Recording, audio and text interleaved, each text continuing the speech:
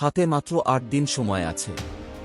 তারপর বন্ধ হবে ব্যাংক অ্যাকাউন্ট। কাদের জন্য এই নিয়ম জানুন। পাঞ্জাব ন্যাশনাল ব্যাংক তার গ্রাহকদের সতর্ক মেসেজ পাঠাচ্ছে। আসলে 1 জুলাই থেকে পিএনবি এর অনেক ব্যাংক অ্যাকাউন্ট বন্ধ হয়ে যাবে।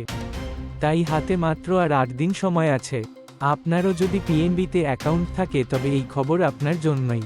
মনে রাখবেন, যে সমস্ত সেভিংস অ্যাকাউন্ট গত ৩ বছর ধরে সক্রিয় ছিল না, তা 1 জুলাই থেকে বন্ধ হয়ে যাবে।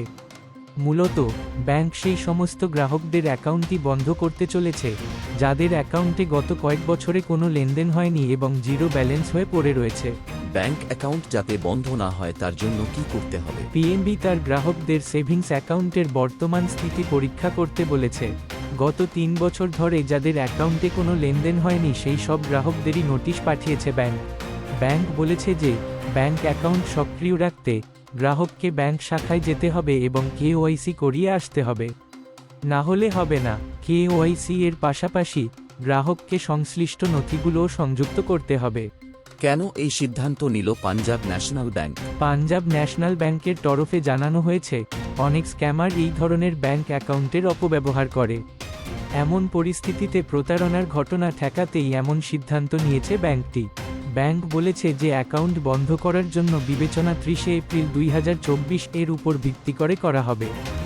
ব্যাংক ইতিমধ্যেই সেই সমস্ত গ্রাহকদের নোটিশ পাঠিয়েছে যাদের ব্যাংক অ্যাকাউন্টে গত ৩ বছর ধরে কোনো লেনদেন হয়নি।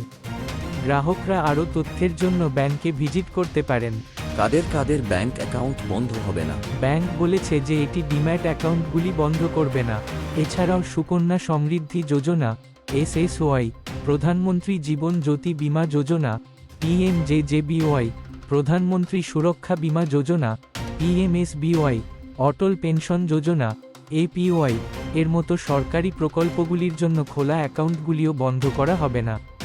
একইভাবে এই নিয়মটি মাইনর সেভিং অ্যাকাউন্টের ক্ষেত্রেও খাটবে না। এর মানে ছোট সেভিংস অ্যাকাউন্টও বন্ধ করবে না পাঞ্জাব ন্যাশনাল ব্যাংক।